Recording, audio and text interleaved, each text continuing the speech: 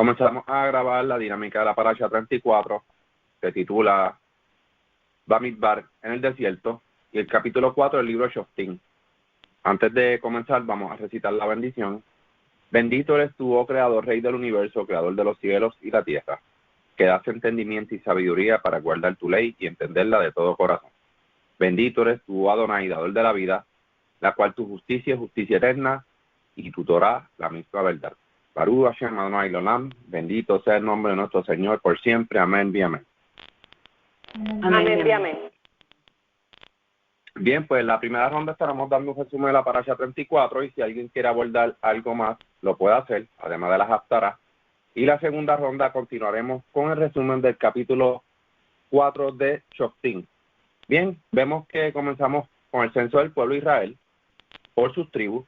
Aquí bien claro vemos que este censo se basa en varias descripciones, y las voy a describir. Número 1, línea paterna. La línea paterna es la línea del padre, no la madre. Por ende, todo linaje deberá seguir la misma norma establecida por el Creador. Esto no quita que la mujer siga teniendo un rol bien importante. Desde el comienzo ha sido así. Y quiero hacer un paréntesis aquí. La mujer demanda otros roles. No porque se demande su linaje, no es que no sea de importancia. Ya de por sí la mujer cuenta con unos roles mucho más importantes que el del mismo varón. Así es como yo lo veo. Y eso lo vemos desde el comienzo. ¿Por qué el Creador sacó de las costillas del hombre del huerto una mujer? Y vemos a lo largo de la historia la importancia de la mujer en el hombre. Dice Mishlei, la mujer sabia edifica su casa, mas la necia la destruye.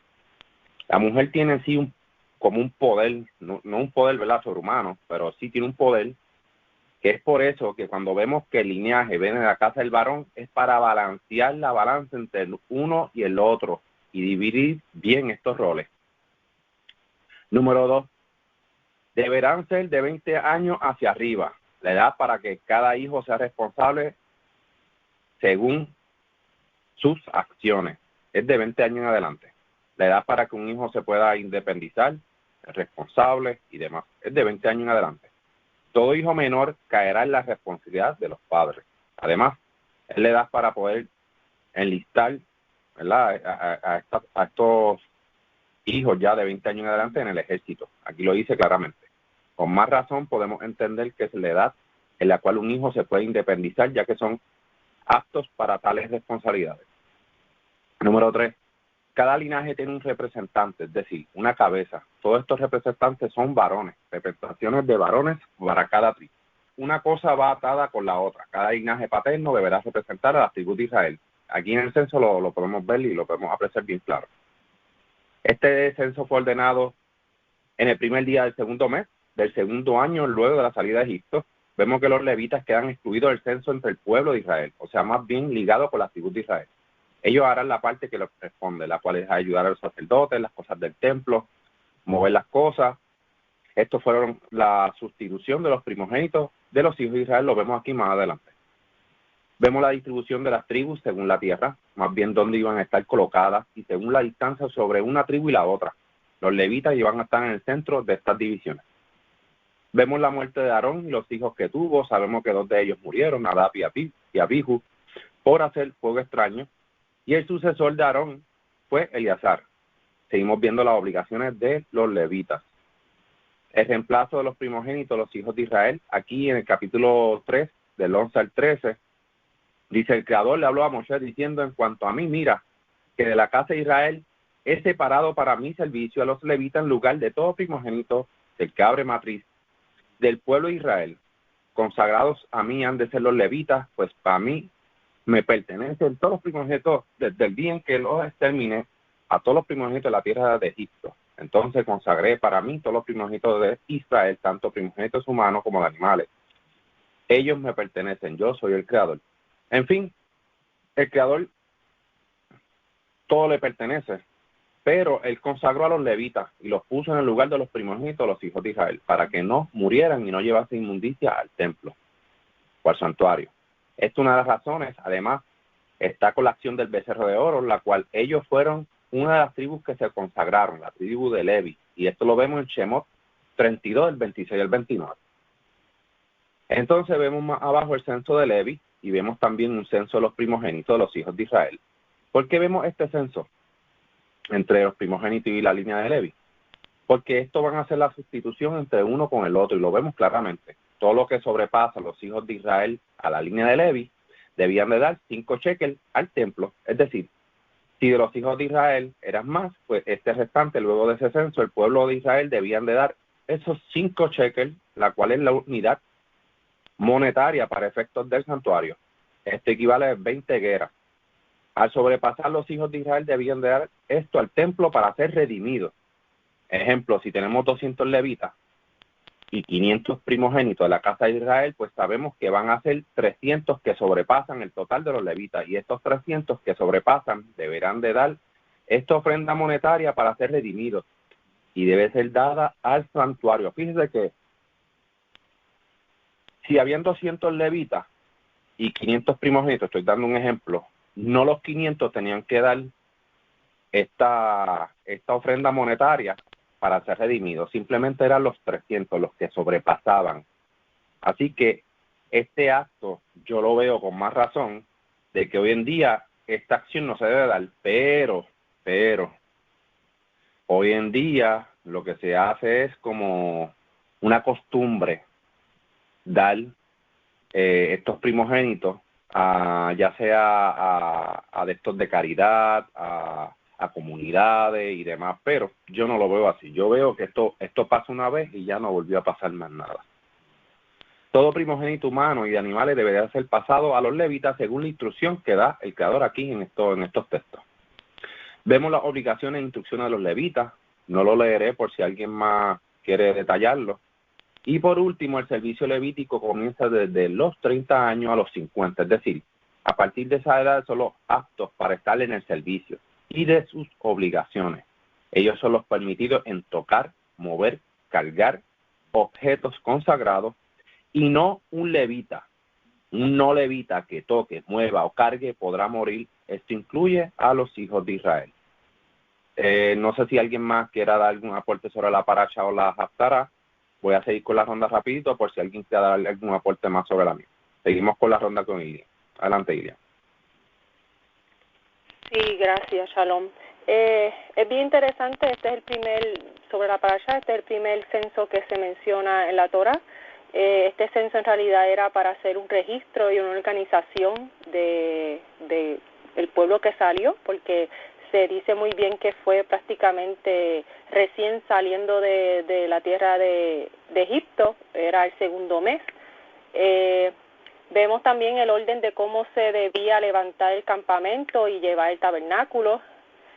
También vemos esta organización de las tribus que resguardaban alrededor el tabernáculo, o sea, se formaban de una forma militar. Es por eso que las naciones, hay otro relato más adelante donde un rey ve al pueblo tan organizado, ve el campamento y dice, este es un pueblo organizado, o sea, hay que temerle.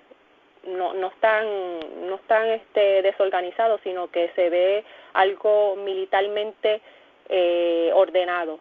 Es bien interesante que cuando el pueblo levantaba su campamento para viajar, los 3 clanes levitas eran los que se encargaban de desmantelar y transportar las cosas del santuario, para luego de nuevo, ¿verdad?, cuando se asentaban pues en el centro, volverlo a levantar en el centro del campamento.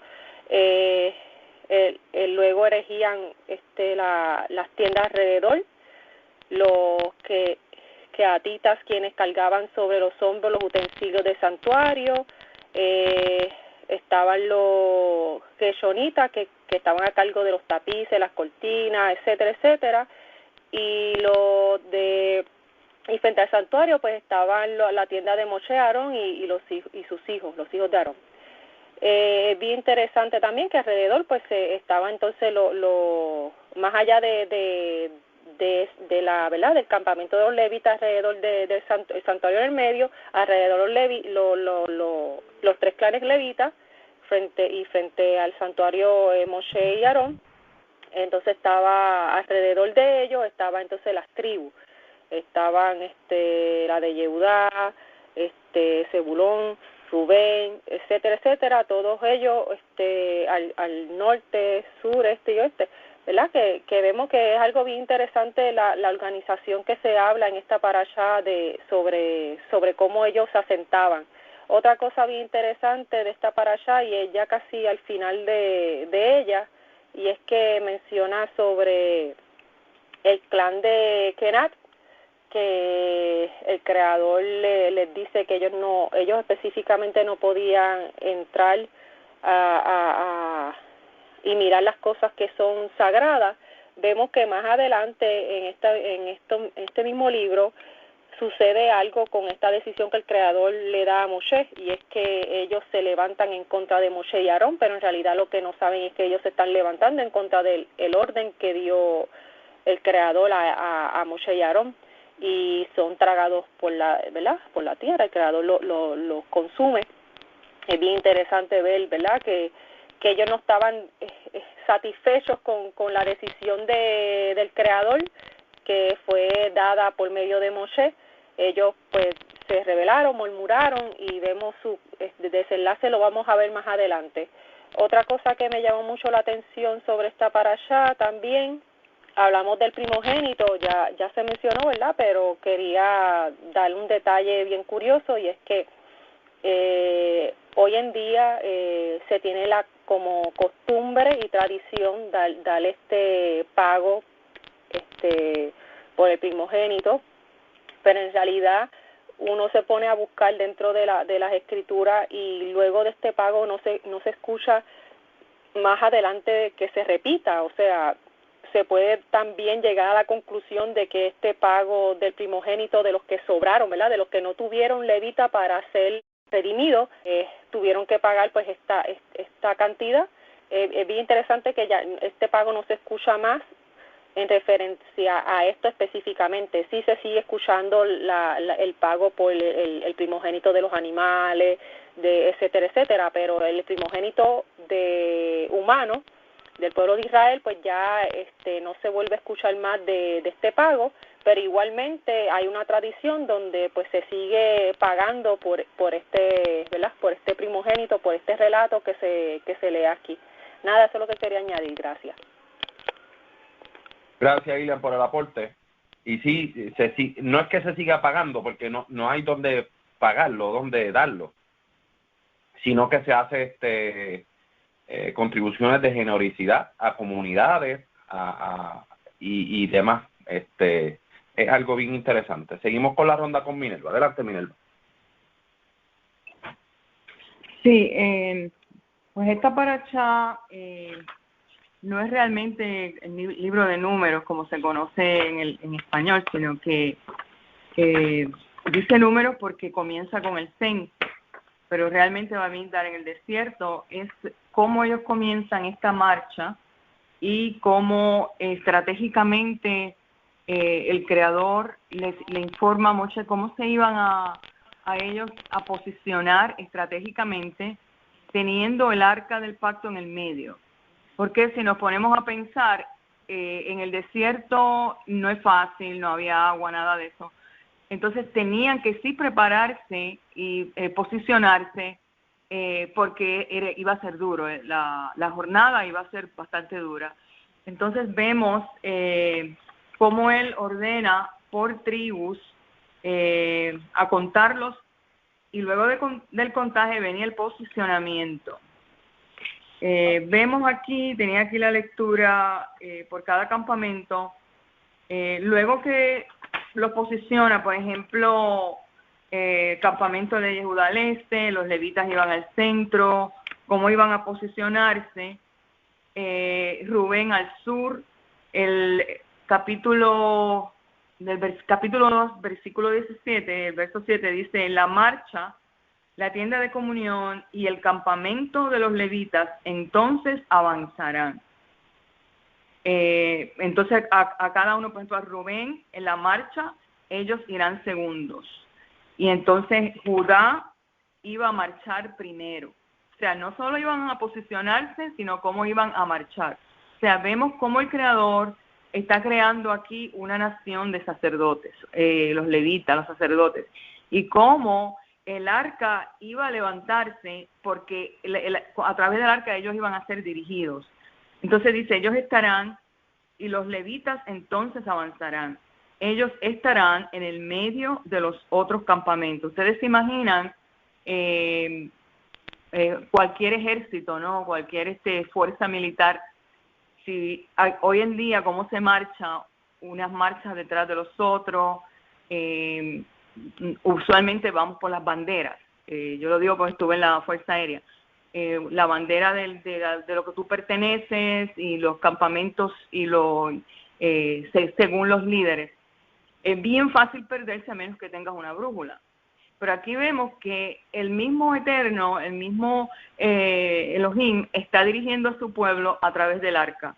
Está creando un sistema de estrategia porque la jornada iba a ser larga, iba a ser bastante difícil. Entonces el tabernáculo iba a ir en marcha, estará en el medio de los otros con los levitas. Dice que el pueblo viajará de la misma manera en que acampa. Cada persona estará en su lugar según el estandarte de cada una. Estamos viendo otra vez estrategia. Primero viene el conteo, formación y estrategia. Así se va formando el pueblo del Creador.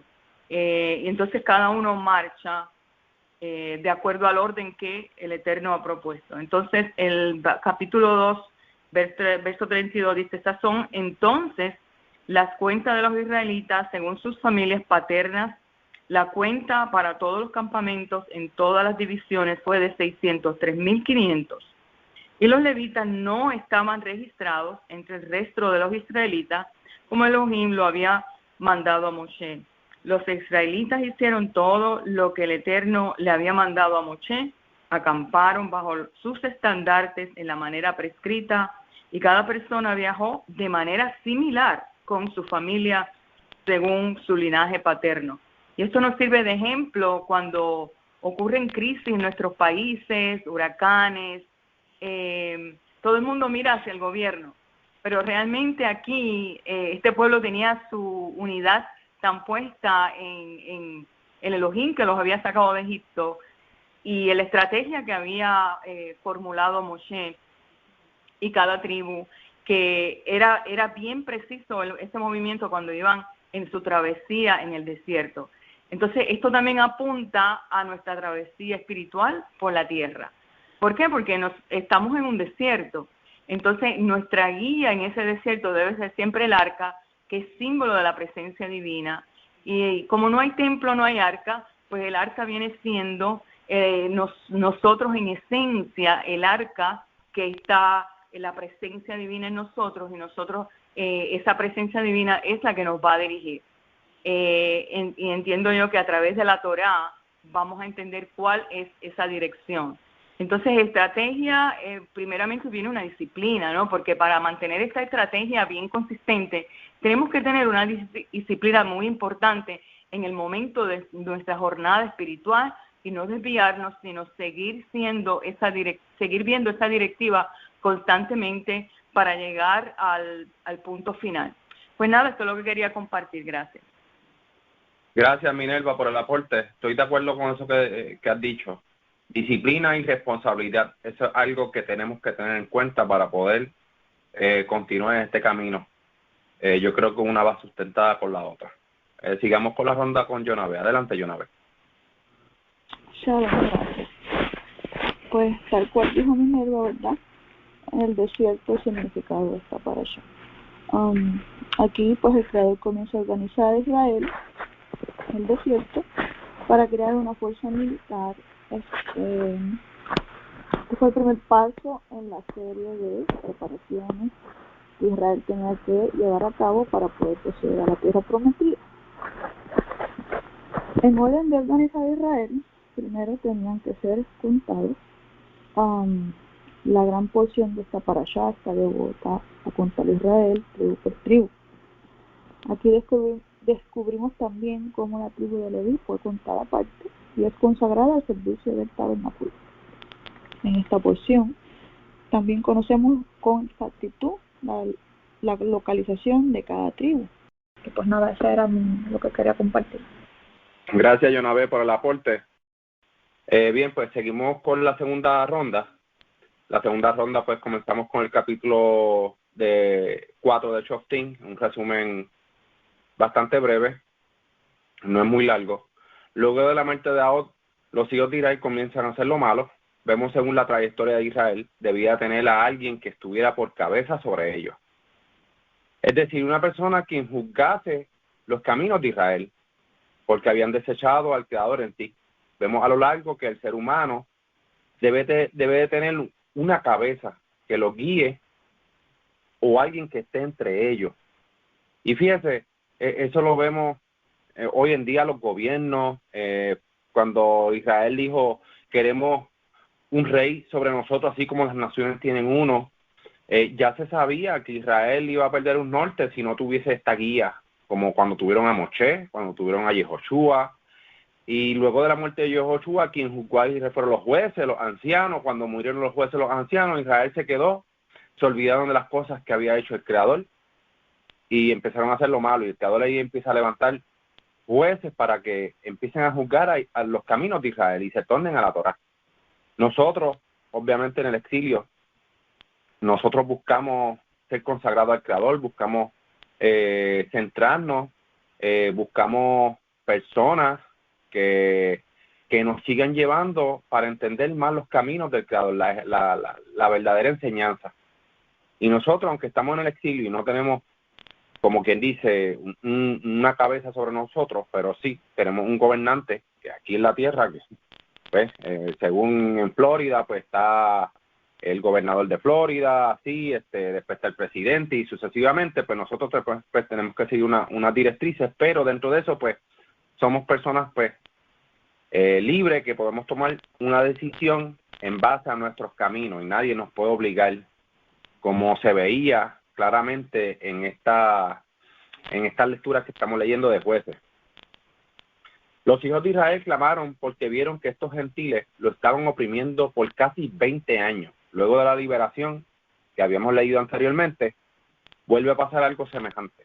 Además, se quejaron porque tuvieron estos gentiles 900 carros errados, es decir, estaban en angustia.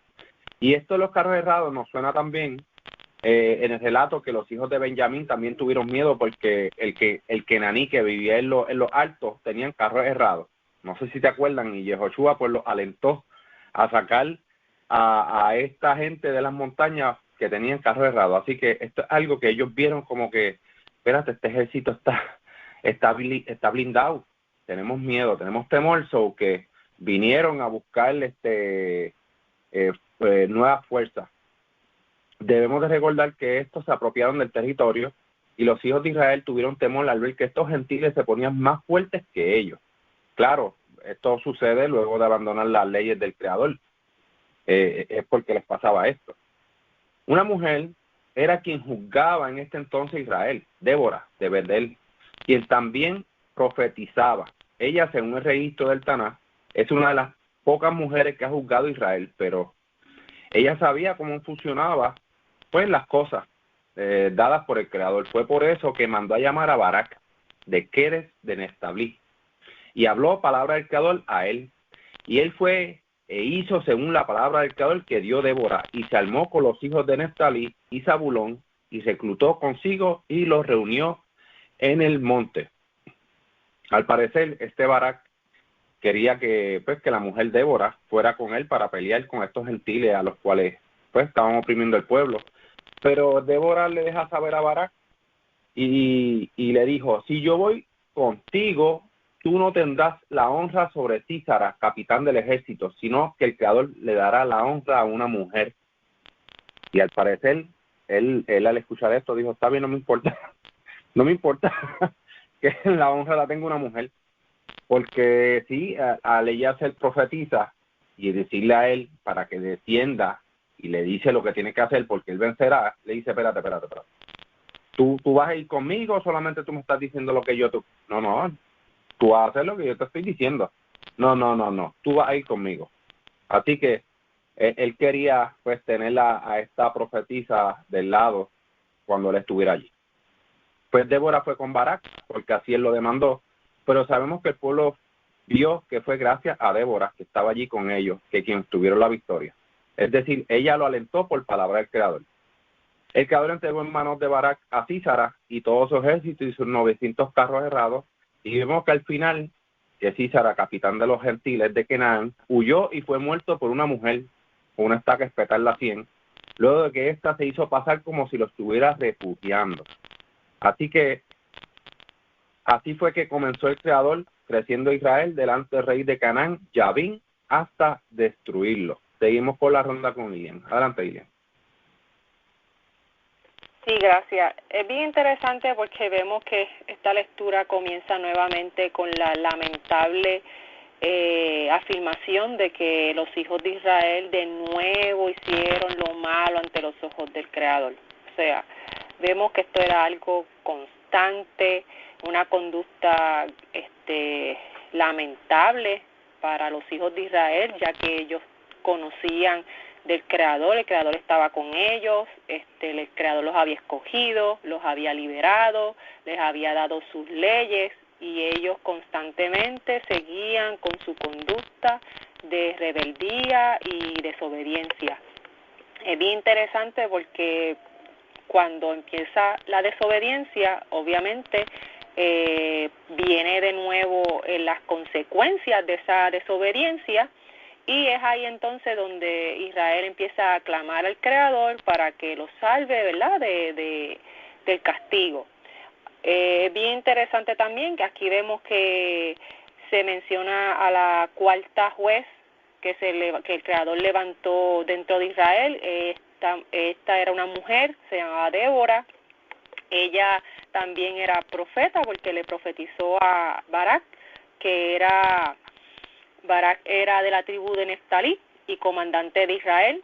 Ella le ordena, por medio, ¿verdad?, de palabra del Creador, le dice que el Creador ordena que salga a guerra y que vaya en contra del ejército del rey de Yabín, rey Yabín, que era de Canaán, y el comandante de él era Sísara. Vemos aquí que él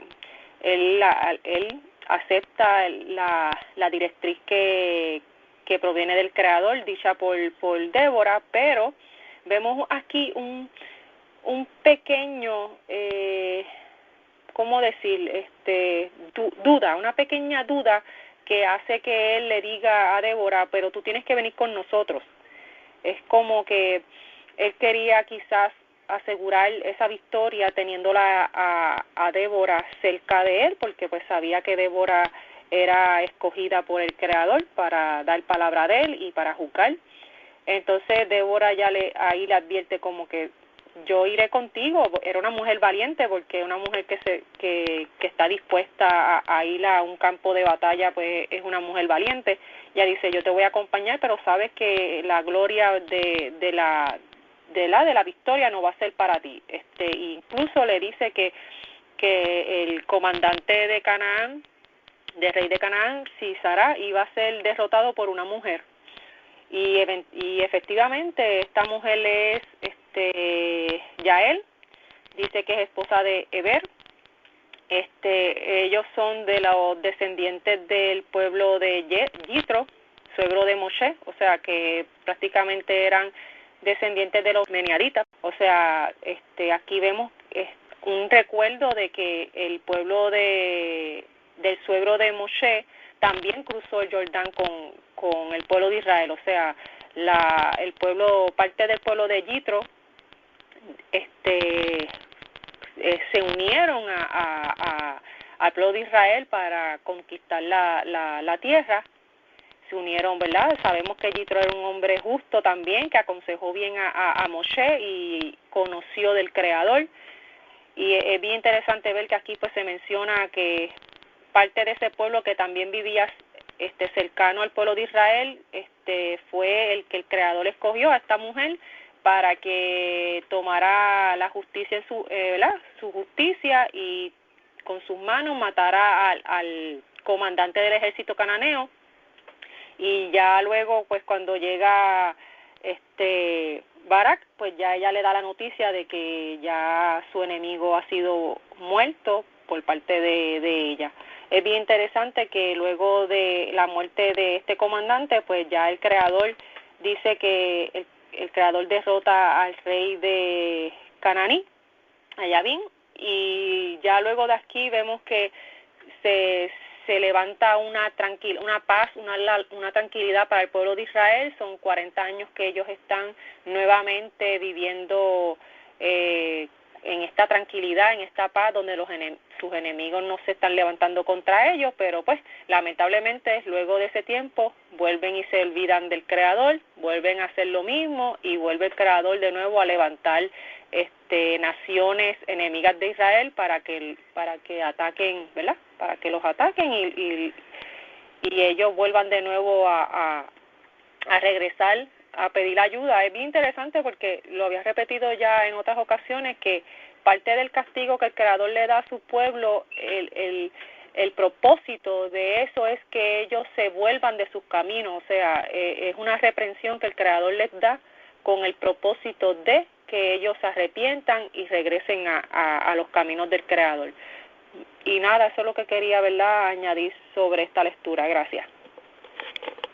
Gracias, Ilian, por el aporte. Bastante interesante lo que mencionó. Seguimos con la ronda con Minerva. Adelante, Minerva. Pues mirando este capítulo 4 de la profetisa y jueza Débora, veo también el tipo de estrategia. Ella está, obviamente, jueza, pero con una diferencia de que ella recibe lo que dicen en hebreo la nebuá o profetizar en esa forma, proferir esa palabra del Eterno hacia el pueblo. Y de manera que no solamente ella juzgaba y enseñaba debajo de la palmera, sino que también recibía directamente la nebuá como profeta. Entonces, dice que ella profetiza, ella juzgaba a Israel en aquel tiempo. Y vemos cómo en ese tiempo ya Israel había también descendido. Dice que habían sido oprimidos con violencia durante 20 años. Pero en ese tiempo ella juzgaba a Israel y ella solía estar sentada bajo la palmera en la montaña de Efraín. Entonces, una de las profecías que ella le dijo, he aquí lo que ha mandado el Eterno Elohim de Israel, diciendo, anda y atrae gente al monte Tabor, tomando contigo 10,000 hombres de los hijos de Naftalí, de los hijos de Zebulón. Y yo atraeré hacia ti al arroyo de Kishon, y si será jefe el ejército de Yabín con sus carros y con su multitud, y lo entregaré en tu mano. Esta es la primera profecía, te entregará en tu mano. Aparte de esto, está estableciendo una estrategia. ¿Por qué? Porque entonces dice, yo iré contigo. Bárbara le contestó, si tú fueres conmigo, iré, pero si no fueres conmigo, no iré. Entonces ella le dijo, yo iré contigo, mas no será toda la gloria del camino que tú estás yendo, porque en manos de una mujer entregará el Eterno, así será. Y entonces ahí vemos cómo se cumple esa profecía a través de Yael. Vemos aquí cómo ese aspecto femenino que trae también profecía en tiempo de guerra se manifiesta como un tipo de estrategia. ¿Por qué? Porque entonces ella le dice, así dice el Eterno. En otras palabras, esto es lo que deben hacer. Entonces, pensando hoy en día, ¿cuántas veces se carece de esto?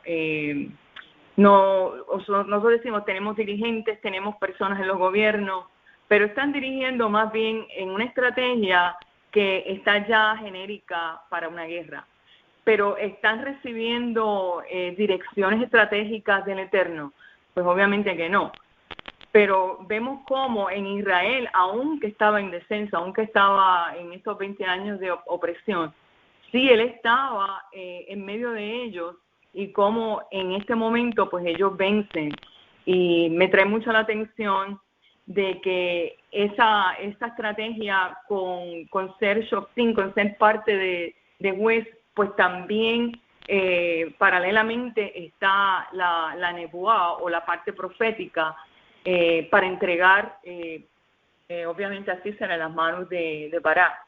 Entonces, yo digo, Israel hoy en día, me parece a mí que, esta es mi opinión, claro, sí están operando bajo un gobierno y sí hay mucha religiosidad, pero está faltando ese aspecto, digo yo, de estrategia divina, entiendo yo.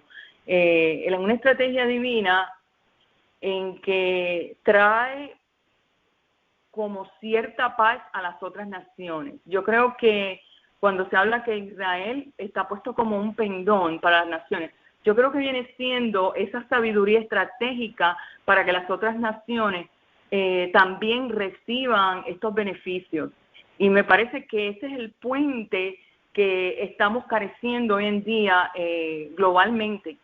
Ese puente que nos une, esa sabiduría divina que la tenía de ahora.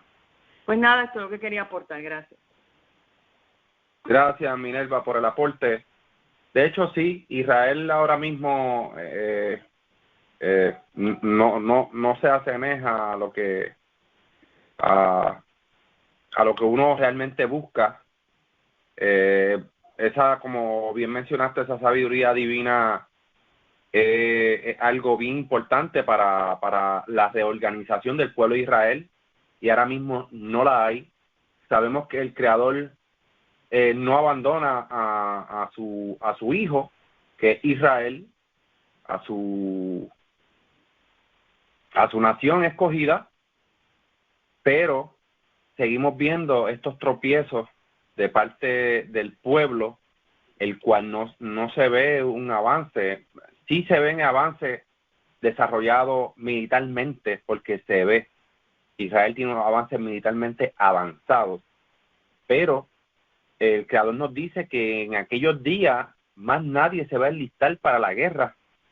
Ninguna nación levantará la mano contra otra nación, no habrán armas que se levanten contra otra nación, y nadie más preguntará por quién es el Creador. Vamos a buscarle, vamos a conocerle, porque todos conocerán al Creador. En aquellos días va a haber paz, y hasta ahora uno sigue viendo los avances de este mundo y todo lo que, claro, uno dice, tiene que pasar algo para que llegue eso se sabe, pero a la misma vez vemos como que cada vez más para la guerra, todo es preparación más para la guerra y la guerra y la guerra.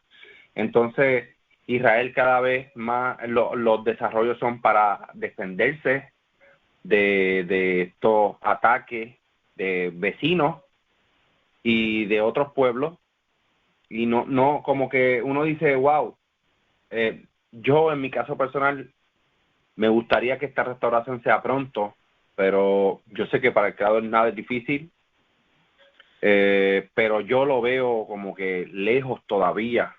Nosotros debemos de empezar por la restauración nosotros mismos, haciendo que la Torá sea el pilar de nuestras vidas y el pilar de nuestra descendencia, porque ¿de qué sirve que sea de pilar en nuestras vidas si no encaminamos nuestra descendencia a ella?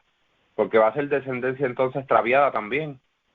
Y yo creo que el mundo está a favor en contra de la Torá, porque ahora mismo están saliendo chorretes de ideologías bien raras, cosas que sí, tal vez en un pasado pasaban, pero están volviendo otra vez a suceder, porque cuando el Creador destruyó a los cananeos es porque pasaban un sinnúmero de cosas rarísimas. Pues ahora mismo estamos viendo eso nuevamente, como que, rayos, hay algo que tiene que pasar. No sé si alguien más quiere dar algún aporte final. ¿Me escuchas ahora? Adelante, Jonave. Algo rapidito, que lo que ustedes están comentando sobre Israel es bien interesante, porque yo veo que Israel está más preocupado por lucir bien ante las naciones que ante el Creador. Entonces yo creo que ese es uno de los primeros errores que ellos están cometiendo ahora mismo. Y por eso mismo, como dijo Dani, están llevando a cabo pues unas ideologías extrañas, por decirlo. Nosotros aceptamos esto, y a diferencia de estos otros, y como que tienen esas ganas de que el mundo los acepte, o sea, pero es que si nosotros vivimos bajo la Torah como debe de ser, y el pueblo de Israel, las naciones no lo van a aceptar. Eso es real. Y pues lo de la porción que se está leyendo es bien interesante porque Israel le hace honor a su nombre, ¿verdad? Porque vemos una lucha de Israel con el Creador, o sea,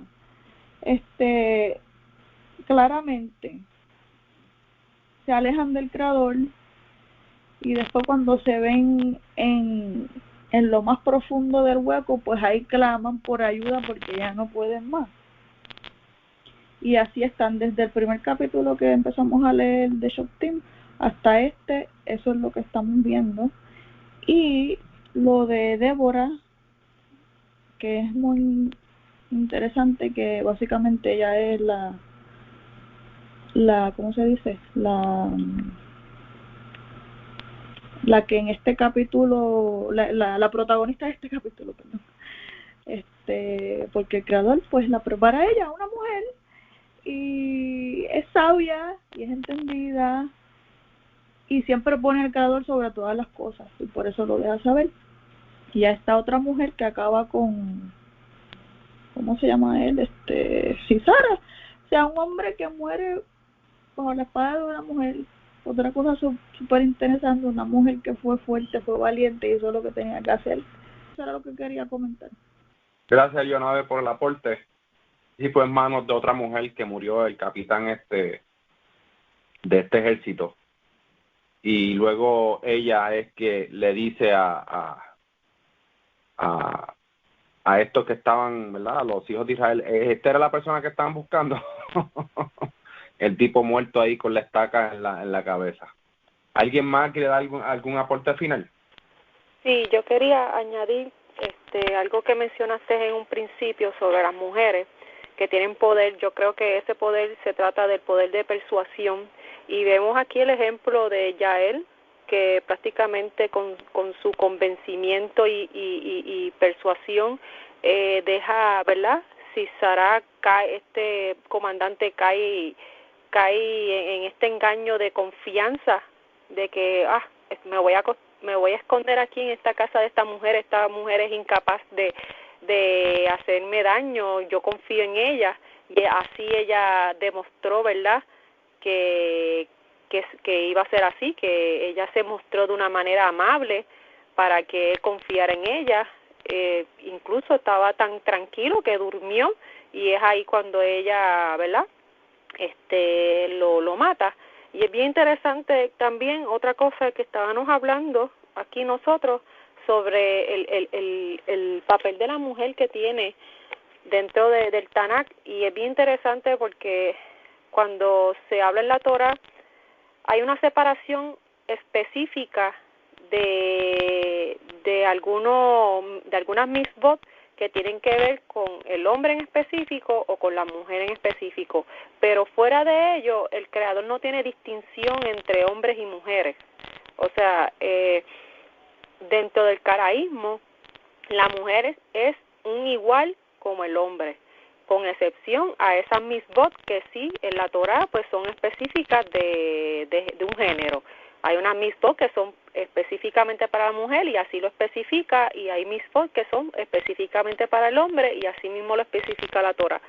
Pero fuera de ello, en el caraísmo se estimula a que la mujer también aprenda de la Torah, que estudie Torah, incluso se está abierto a que si una mujer quiere llegar a ser jajam, también puede tomar los estudios para lograr ser una sabia, ¿verdad? Una persona de alto rango para dar consejos, porque de eso se trata. El jajam es un consejero, una persona sabia, conocedora de Torah y que puede ser ayuda para consejo. Y es bien interesante que dentro del caraísmo también la mujer tiene la posibilidad de llegar a hacer eso. Y eso lo vemos aquí con Débora. Débora era una mujer sabia, que conocedora de Torah, porque para ser juez e implantar justicia tenía que conocer la Torah, tenía que conocer, porque si tú no conoces Torah, tú no puedes implantar justicia. O sea, la justicia se implanta por medio de las leyes. Y es bien interesante ver que cuando también, más adelante, en los demás libros de la Mikra, vemos un relato donde Esdras está leyendo el libro de la ley y la lee frente a hombres, mujeres, niños, ancianos, todo aquel que pudiera entender lo que se estaba leyendo. O sea, que la Torá tenía que conocerla todo aquel que pudiera entender las palabras que se leían. Y nada, eso quería añadir sobre lo que se estaba aquí comentando, y gracias. Gracias, Ilian, por el aporte. Les deseo a todos, Shavuot. Shavuot. Shavuot. Shavuot.